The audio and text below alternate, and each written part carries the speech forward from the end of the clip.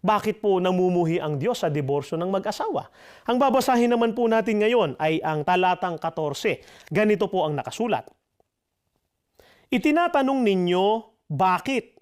Dahilan sa ang Diyos ay lumalagay na saksi sa pagitan ninyo at ng asawa ninyo sa kabataan, pagkat sinira ninyo ang inyong pangako sa Kanya, bagaman siya ang inyong katulong, ang asawa ninyo sa matrimonyo ng tipan.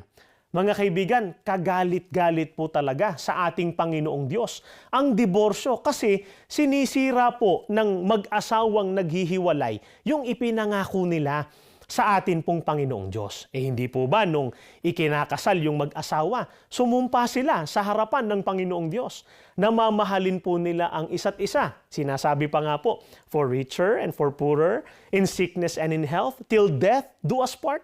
Tapos, hindi lang nagkasundo, nag-away lang, naghihiwalay agad, nagdidiborsyo ka agad. Nalimutan po nila at sinisira po nila yung pangako nila sa atin pong Panginoong Diyos. Galit ang Diyos sa ganon, mga kaibigan. Kaya nga po kung mapapansin ninyo, baka may mga kakilala po kayo na mga kaanib sa Iglesia ni Cristo na mag-asawa. Napakataas po ng pagpapahalaga ng mga kaanib sa Iglesia sa pag-aasawa. Dahil ito po ay panghabang buhay.